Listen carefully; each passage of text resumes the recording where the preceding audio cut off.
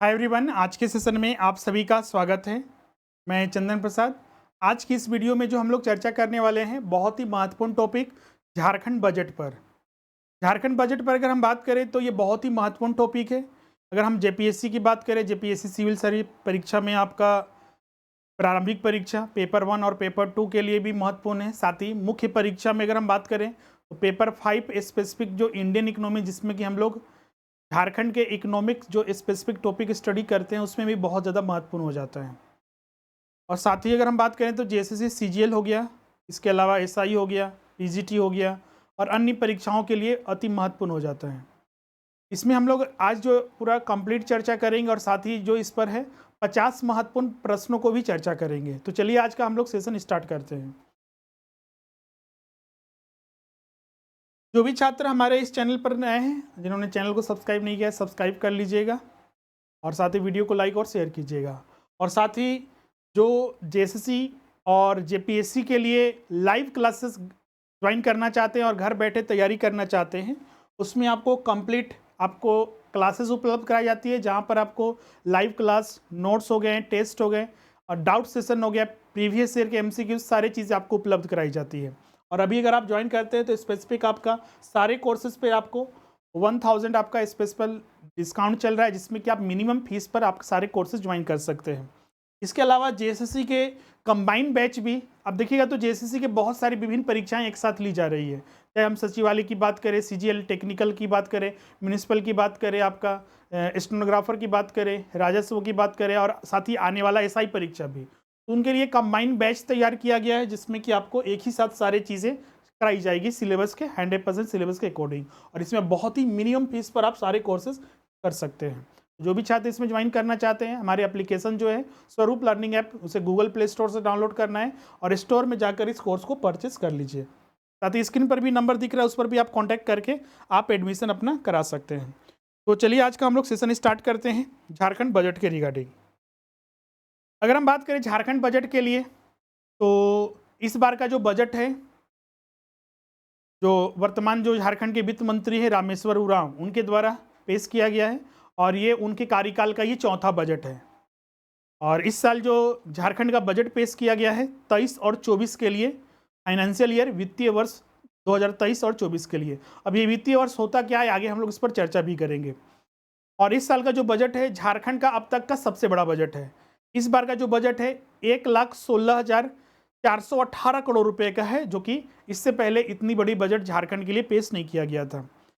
Jharkhand budget में inter करने से पहले जो बजट से संबंधित महत्वपूर्ण तथ्य है उसको हम लोग समझ लेते हैं। जैसे कि बजट होता क्या है, बजट में क्या क्या चीज़ें होती हैं शामिल, और जो वित्तीय वर्ष होता है वो क्या होता है, बजट किस पर्टिकुलर टाइम के लिए पेश किया जाता है। अगर हम बात करें बजट के बारे में, तो बजट का सीधा सा अर्थ है आय और खर्चे का विवरण, एक स्टेटमेंट, एक स्टेटमेंट तैयार करना, एक विवरण तैयार करना, पैसे कहाँ से आएंगे और कहाँ पर खर्च करना है एक पर्टिकुलर टाइम में, जिसे हम लोग वित्तीय वर्ष यहाँ पर बोलते हैं। जैसे कि बजट जो तैयार किया जाता है एक पर्टिकुलर टाइम के लिए, क्योंकि बजट जो बनाया जाएगा, अब मान लीजिए पैसे कहाँ से आएंगे, पैसे कहाँ खर्च होंगे, तो एक टाइम इंटरवल होगा उसमें, तो ये टाइम इंटरवल ही यहाँ पर कहलाता है वित्तीय वर्ष।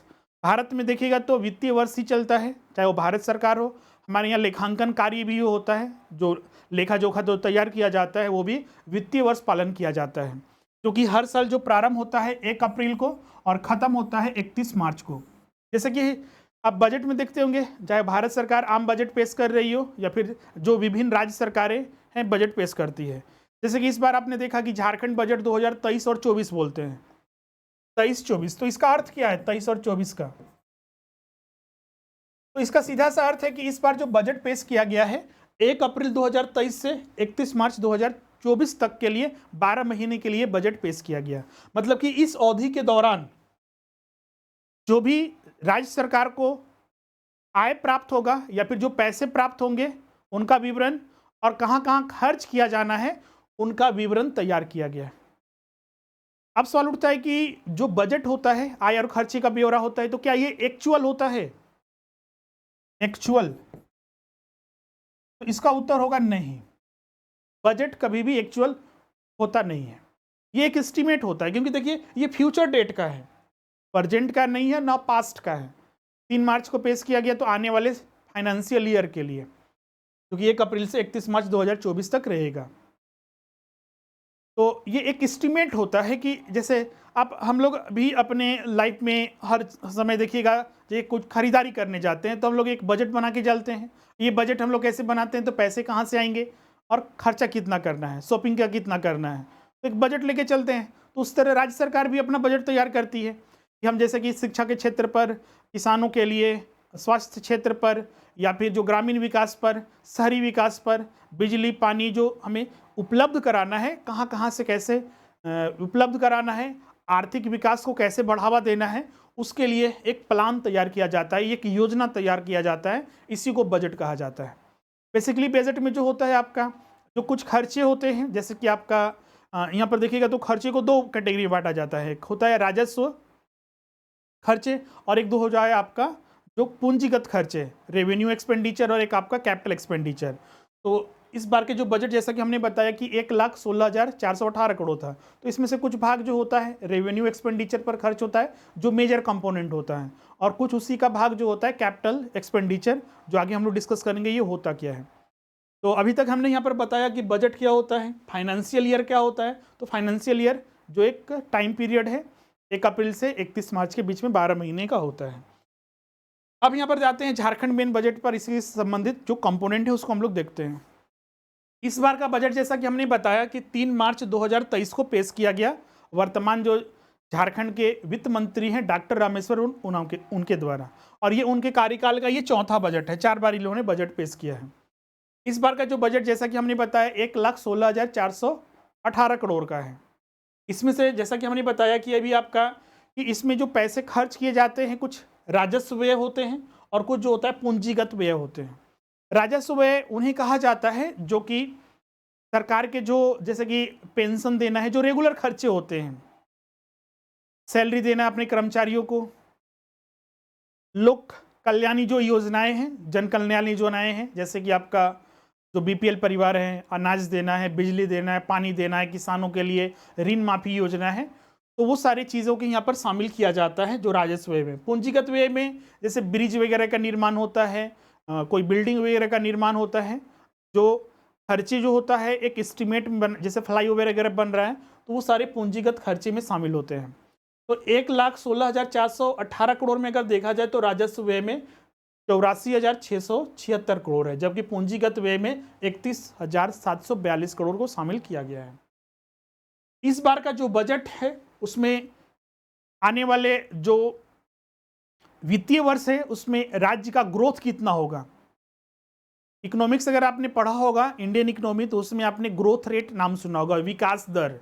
ये विकास दर क्या होता है, तो 2 वित्तीय वर्ष में होने वाला जो राष्ट्रीय आय में परिवर्तन है, या फिर अगर हम झारखंड के जो राजकीय आय या फिर जीएसडीपी को बोलते हैं, gross state domestic product, GSDP, gross state domestic product, 2 वित्तीय वर्ष में जो होने वाला परिवर्तन होता है उसी को विकास दर कहते हैं। 2023-24 के लिए अगर कांस्टेंट प्राइस पर अगर हम बात करें, कांस्टेंट प्राइस जो होता है एक बेस ईयर के आधार पर लिया जाता है। बेस ईयर होता है जैसे कि अभी हमारे भारत का बेस ईयर है 2011-12, उस समय जो इंडियन करेंसी का जो वैल्यू था उसके आधार पर ये कांस्टेंट प्राइस के आधार पर भी ग्रोथ रेट निकाला जाता है, जो वर्तमान में 7.4% है। करंट प्राइस जो इसको हम लोग हिंदी में बोलते हैं चालू मूल्य, चालू कीमत, जो वर्तमान में जो हमारे इंडियन जो मनी है, करेंसी है, या फिर जो इन्फ्लेशन का रेट है उसके आधार पर निकाला जाता है। उसके अगर आधार पर बताया जाए तो इस बार ग्रोथ रेट जो है 2023-24 का 11.06 रहने का अनुमान है। एग्जाम में यहाँ से सीधा सा प्रश्न ये पूछा जाता है, इसको ध्यान में रखिएगा। जैसा कि हमने बताया कि इस साल का जो बजट है झारखंड राज्य का अब तक का सबसे बड़ा बजट है। साथ ही इस साल जो बजट लाया गया 1,16,000 के करीब करोड़ का, तो इसमें सबसे ज्यादा शिक्षा पर खर्च किया जाएगा 12.80%। जब भी बजट लाया जाता है आप देखिएगा तो मान लीजिए आपने बजट बनाया, आपने खरीदारी, जैसे आप शॉपिंग करने जा रहे हैं, आप बजट बनाते हैं कि नहीं हम इस बार जो है शॉपिंग करेंगे 4,000 का, और पता चला कि वहाँ पर गए तो कुछ हमें अच्छा प्रोडक्ट मिला और उसमें हम 5,000 खर्चा कर दिए, तो 1,000 रुपया ये कैसे एडजस्टमेंट होगा। तो हम या तो उधारी लेंगे, कर्ज ले लेंगे, किसी और से ले लेंगे और उसको दे के हम आ जाएंगे अपना। तो ये होता है, इसी को बोलते हैं राजकोषीय घाटा, फिजिकल डिफिसिट। झारखंड सरकार ने तय किया कि हमें 4,000 करोड़ खर्चा करना है। खर्चा हो गया, खर्चा हो रहा है, मतलब सॉरी, झारखंड सरकार ने तय किया कि जो हमें पैसे प्राप्त हो रहे हैं, बजट जो होता है आय और खर्चे का ब्यौरा होता है। हमारे जो पैसे का स्रोत था वो पता चला कि 4,000 पैसे आ रहे हैं, लेकिन खर्चा जो हो रहा है 5,000 हो जा रहा है। तो ये दोनों का जो अंतर होता है उसी को बोलते हैं फिजिकल डिफिसिट, जो कि ऋण वगैरह लेकर और अन्य जगह से इसको एडजस्टमेंट किया जाता है। राजकोषीय घाटा, इस बार का जो बजट पेश किया गया है झारखंड सरकार के द्वारा, उसमें राजकोषीय घाटा जो है 11,674.57 करोड़ है। मतलब कि 11,675 करोड़ के लगभग जो है राजकोषीय घाटा है, जो देखा जाए तो बहुत बड़ा ही अमाउंट है। राज्य के जीएसडीपी का करीब ये 2.76% है। ये पॉइंट में देखने से लगता है कि नहीं बहुत कम है, लेकिन बहुत बड़ा अमाउंट है। अब समझ सकते हैं कि इतना ज़्यादा ओवर खर्चा सरकार करेगी, पैसे नहीं आ रहे हैं तो ऋण वगैरह, मतलब राज्य के ऊपर कर्ज का बोझ बढ़ेगा।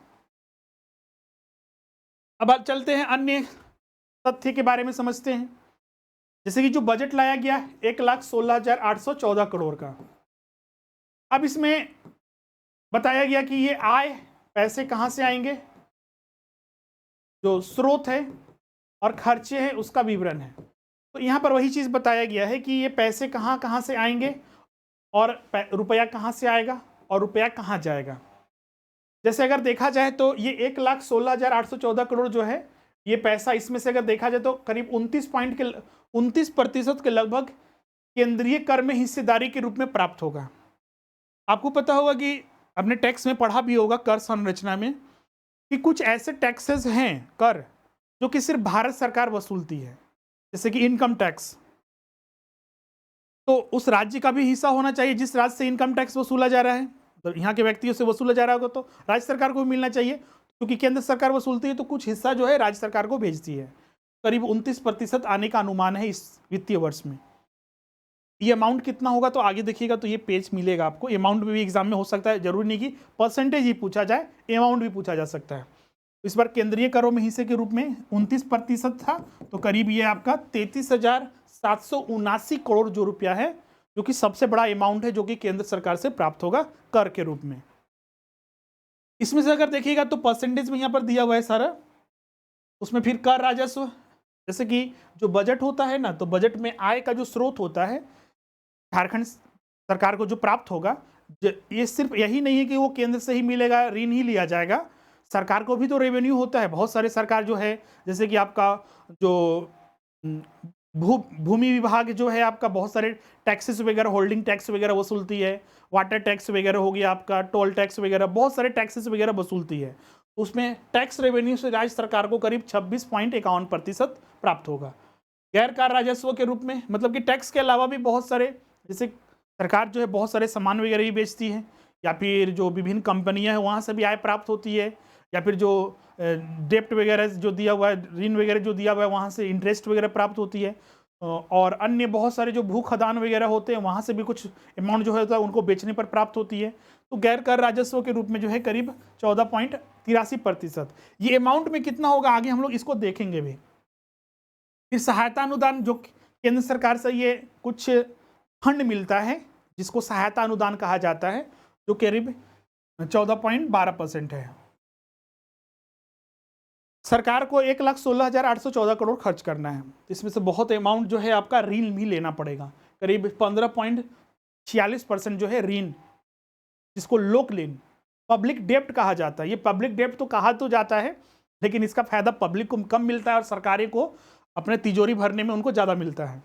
तो करीब देखिएगा तो ये 15.46 पर, जो बहुत बड़ा अमाउंट है, आगे हम लोग देखेंगे। तो अगर ये अमाउंट के रूप में देखिएगा तो ये सब यहाँ पर आपको पूरा मिलेगा। कर राजस्व से 30,860 करोड़, गैर कर राजस्व से 17,259 करोड़, केंद्रीय सहायता 16,438 करोड़, और यही लोक ऋण जो है 18,000 करोड़ रुपया इस बार सरकार जो है कर्ज लेने वाली है इस फाइनेंशियल ईयर में। 18,000 करोड़ का बोझ बढ़ेगा राज्य पर, और अग्रिम वसूली के रूप में 81 करोड़ रुपया प्राप्त होगा। तो इस तरह से अगर देखा जाए तो 1,16,000 करोड़ 418 करोड़ कहाँ से प्राप्त होंगे, उनका पूरा विवरण था। अब ये पैसे कहाँ कहाँ खर्च किए जाएंगे इसका परसेंटेज यहाँ पर दिया हुआ है। तो देखिएगा, तो इसमें प्रारंभ में ही हमने बताया कि शिक्षा पर सबसे ज्यादा खर्च होगा 12.80%, ग्रामीण विकास पर 12.39%, रोड और ट्रांसपोर्ट पर 5.47%, ऊर्जा पर, एनर्जी पर 6.6%, 6.7%, पेंशन दिया जाएगा, पेंशन देने में ही सरकार जो है यहाँ पर 7.51% जो कर्मचारियों को दिया जाएगा उस पर खर्च होगी। कृषि क्षेत्र पर 5.66%, मतलब कि राज्य सरकार पेंशन पर ज़्यादा खर्च करेगी और हमारे कृषि क्षेत्र पर कम खर्चा होगा। सामाजिक कल्याण पर 8.75% सामाजिक कल्याण पर, और भी बहुत सारी कैटेगरी हैं जहां पर खर्च सरकार जो करेगी परसेंटेज में सब दिया हुआ है। अब आगे बढ़ते हैं कि वही चीज़ है, पैसा कहाँ से आएगा, पैसा कहाँ जाएगा। अब जो बजट इस बार पेश हुआ है उसके संबंधित हम लोग कुछ और तथ्य देखते हैं। जैसे कि इस बार जो बजट है डॉक्टर रामेश्वर उरांव जो वित्त मंत्री उनके द्वारा पेश किया गया। झारखंड बने अगर देखिएगा तो करीब 23 साल के लगभग होने वाला है, और झारखंड बनने के बाद से अगर बजट देखा जाए तो करीब 2001 में पहली बार बजट पेश हुआ था, तो 2023 तक 23 बार बजट पेश होना चाहिए था। तो क्या सचमुच में 23 बार बजट पेश हुआ है? तो इसका उत्तर होगा नहीं। 2 बार बजट पेश नहीं हुआ था, 2009 में और 2012 में, और 2013 में। तो मतलब कि अभी तक झारखंड में 21 बार बजट पेश हुआ है, जिसमें कि सबसे ज्यादा 8 बार रघुवर दास, 5 बार मुख्यमंत्री रहते हुए, और 3 बार वित्त मंत्री के रूप में 2006 में, 5 में, 6 में और 2010 में। 4 बार मृगंक प्रताप सिंह, 1, 2, 3 और 4 में। वर्तमान जो मुख्यमंत्री हैं वर्तमान जो मुख्यमंत्री है हेमंत सोरेन, उनके द्वारा भी 2 बार बजट पेश किया गया था, 2011 और 2012 में। स्टीफन मरांडे 2 बार और राजेंद्र प्रसाद सिंह 1 बार। तो कुल 21 बार बजट जो है यहाँ पर पेश हुआ है। एग्जाम में भी यहाँ से सीधे प्रश्न पूछा जाता है। अब आगे चलते हैं हम लोग। ये तो हो गया तथ्यात्मक चीजें और बजट से और अन्य संबंधित चीजों के बारे में हमने चर्चा की है।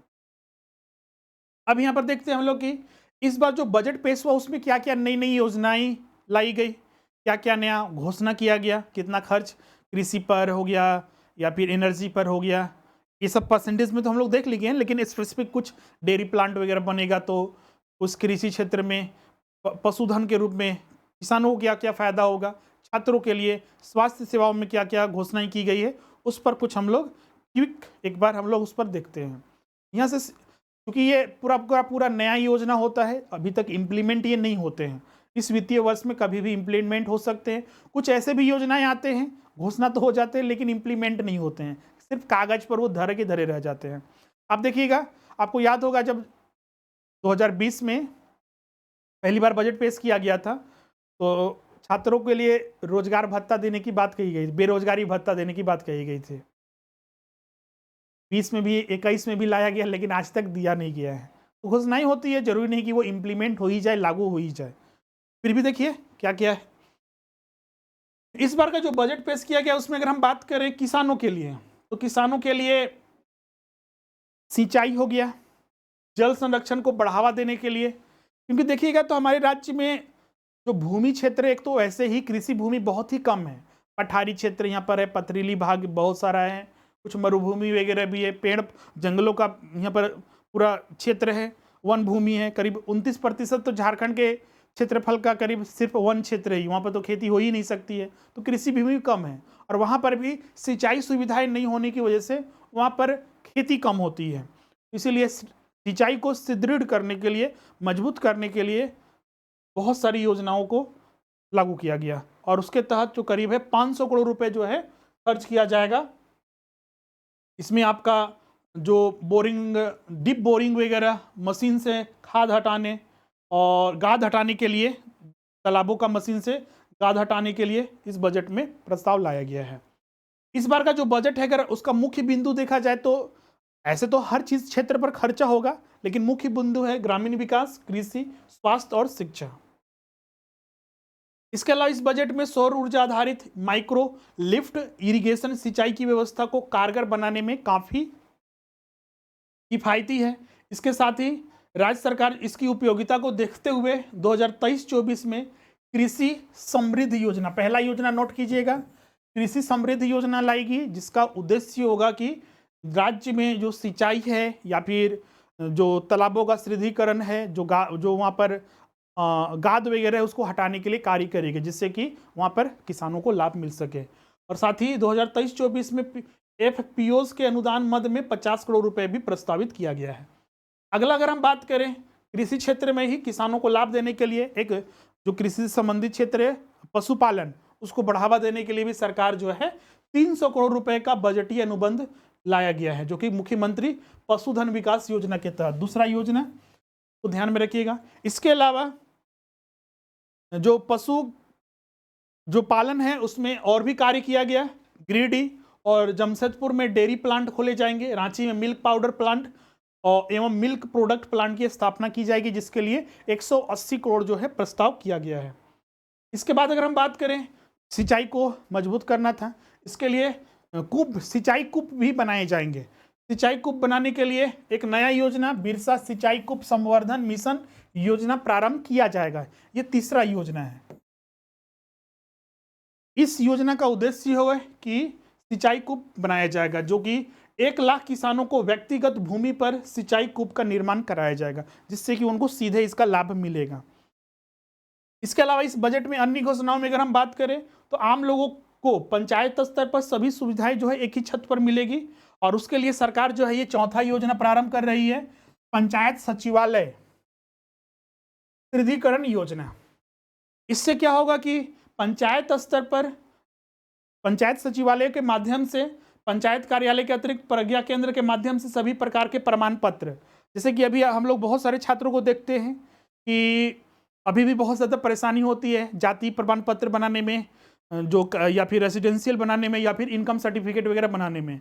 तो सरकार पंचायत सचिवालय निर्माण कर रही है, जो प्रज्ञा केंद्र से सीधे जुड़े रहेंगे और काम जो है सही समय पर और सही तरीके से और कम समय पर पूरा किया जाएगा।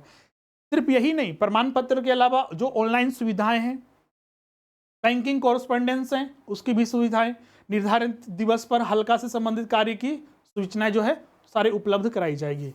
इसके अलावा राज्य सरकार जो है विधवा पुनर्विवाह को भी प्रोत्साहित करने के लिए कार्य करेगी। इसके लिए जो प्रोत्साहन राशि भी उनको दिया जाएगा, जैसे कोई महिला के जो पति है उनकी मृत्यु हो जाती है किसी कारणवश, तो उस विधवा महिला की शादी के लिए भी सरकार जो है कुछ प्रोत्साहन राशि देगी। और साथ ही महिलाओं में स्वच्छता के प्रसार को लेकर निःशुल्क सैनिटरी नैपकिन का भी वितरण किया जाएगा। इसके अलावा प्रसव पूर्व गर्भवती महिलाओं को भी पौष्टिक आहार वगैरह, आज के डेट में देखिएगा ये सबसे बड़ी समस्या है, और खासकर जो माताएं हैं और जो महिलाएं जो हैं और उनके बच्चे जो है कुपोषण, देखिएगा तो झारखंड में भी कुपोषण की बहुत बड़ी समस्या है। तो जरूरी है कि इस तरह के सुविधाएं अगर उनको मिलेगी तो कुछ हद तक जो है उसमें कमी किया जा सकता है। इसके अलावा प्रसव उपरांत जो है मातृत्व केयर किट भी वितरित किया जाएगा, और जिसका उद्देश्य होगा महिला और किशोरी कल्याण योजना शुरू किया, मतलब कि एक योजना के तहत ये सारे जो लाभ हैं स्पेसिफिक महिलाओं के लिए लाया गया है। तो ये 5वां योजना हो गया, महिला एवं किशोरी कल्याण योजना। इस योजना का उद्देश्य क्या है? वही आपका जो सैनिटरी नैपकिन है, विधवा जो पुनर्विवाह है उनको प्रोत्साहित करना, गर्भवती महिलाएं या फिर जो मातृत्व केयर किट वगैरह सारी चीज़ें उपलब्ध कराई जाएगी इस योजना के तहत। ये 5वां योजना है। अगला है, इसके अलावा फिर अब आंगनबाड़ी में क्या किया जाएगा? आंगनबाड़ी केंद्र में आने वाले बच्चों को पाठशाला पूर्व शिक्षा के लिए आंगनबाड़ी चलो अभियान, ये की 6ठा योजना या फिर अभियान है, ये योजना नहीं बोल सकते, एक अभियान चलाया जाएगा। योजनाएं जो होती है लंबे समय तक चलती है, और अभियान जो होता है एक पर्टिकुलर टाइम के लिए चलाया जाता है, जिसका एक खास उद्देश्य होता है। तो आंगनबाड़ी चलो अभियान योजना शुरू की जाएगी, और इस योजना के तहत, मतलब इस योजना का क्या उद्देश्य है? तो इस योजना का उद्देश्य होगा कि इस योजना के तहत बच्चों को पोशाक एवं वर्कबुक तथा सभी केंद्रों में फर्नीचर आदि उपलब्ध कराए जाएंगे। और इस बार इस योजना के तहत करीब 190 करोड़ रुपए जो है बजट में प्रस्तावित किया गया है। अब आते हैं अन्य योजनाओं पर। तो वर्ष 2023-24 में राज्य की सभी पंचायतों को 0 ड्रॉप आउट, मतलब स्कूलों में कोई भी बच्चा बीच में अपनी पढ़ाई ना छोड़े, ऐसा उद्देश्य लाया गया है। मतलब 0 ड्रॉप आउट पंचायत बनाने का लक्ष्य रखा गया है सभी पंचायतों को 2023-24 में। अगला जो इस योजना में घोषणा है कि नेतरहाट विद्यालय के तर्ज पर, जैसे कि आप देखिएगा लातेहार में जो नेतरहाट विद्यालय है उसकी तर्ज पर चाईबासा, दुमका और बोकारो में भी आवासीय विद्यालय का निर्माण किया जाएगा। इसके अलावा अगर हम बात करें, अब आते हैं हेल्थ सेक्टर में। हेल्थ सेक्टर में क्या क्या किया जाएगा, इसमें अगर देखिएगा तो पलामू हो गया, चाईबासा हो गया, दुमका में चिकित्सा केंद्र की स्थापना की जाएगी और रांची में पीपीपी मोड। पीपीपी मोड होता है पब्लिक प्राइवेट पार्टनरशिप, मतलब कि सरकार प्राइवेट संस्थानों के साथ मिलकर अल्कोहल डे एडिक्शन सेंटर खोला जाएगा। जैसे कि आप देखिएगा तो ऐसे तो सरकार ही शराब बेचती है और सरकार ही बोलती है कि हम यहाँ पर अल्कोहल कंज्यूम करने के लिए मना करेंगे। आपको पता है कि सरकार विद्यालय बंद कर रही है और निजी क्षेत्र को दे रही है, जबकि शराब बेचने का ठेका जो है सरकार ले रही है। देखिएगा तो हर जिले में हर स्तर पर सरकारी जो शराब दुकान आपको मिल जाएंगे। और फिर यहाँ पर अब देखने को मिल रहा है कि सरकार अब जो लत छुड़ाने के लिए अल्कोहल आप कंज्यूम ना करे उसके लिए एक पीपीपी मोड पर प्राइवेट संस्थानों के साथ मिलकर सेंटर खोला जाएगा, डी एडिक्शन सेंटर। वर्ष 2023-24 में मुख्यमंत्री रोजगार सृजन योजना का विस्तारीकरण करते हुए 2 लाख युवाओं को लाभ पहुंचाने का लक्ष्य रखा गया है।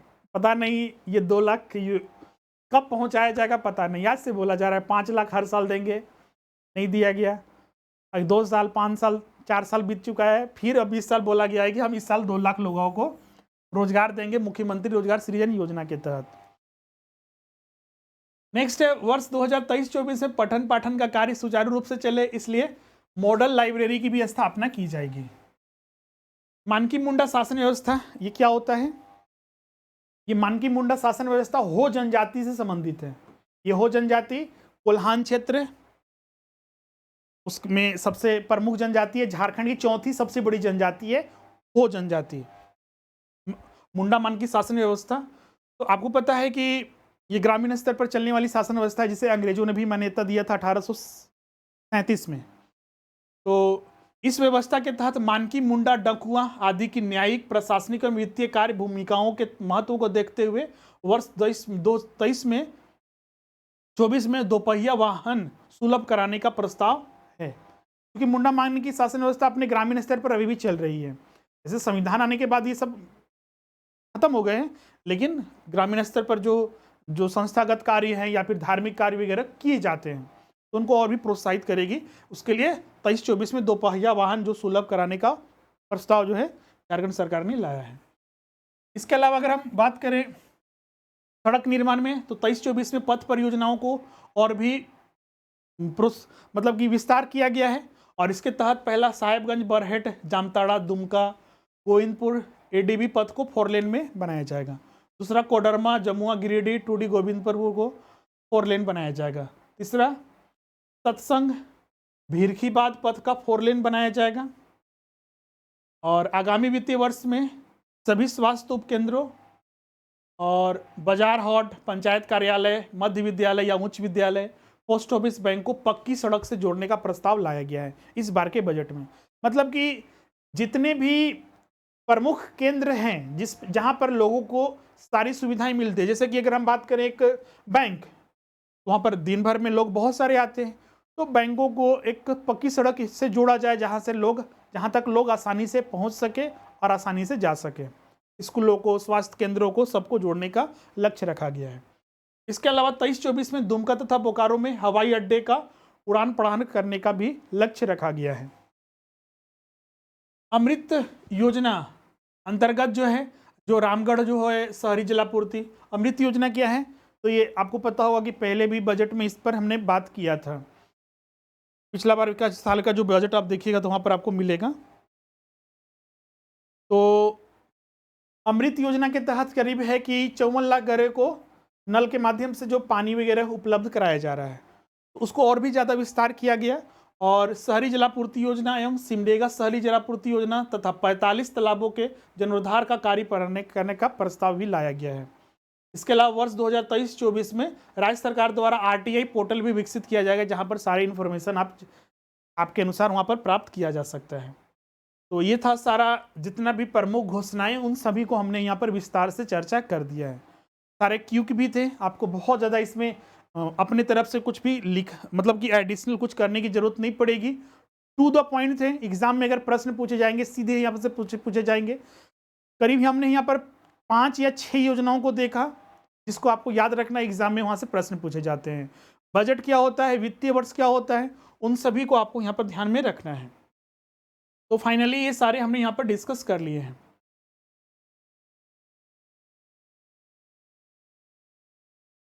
तो आज का सेशन हम लोग यहीं पर एंड करते हैं। किन्हीं को अगर इससे संबंधित कोई भी डाउट होगा तो आप कमेंट करके हमसे ज़रूर पूछिएगा। अब मिलते हैं नेक्स्ट सेशन में।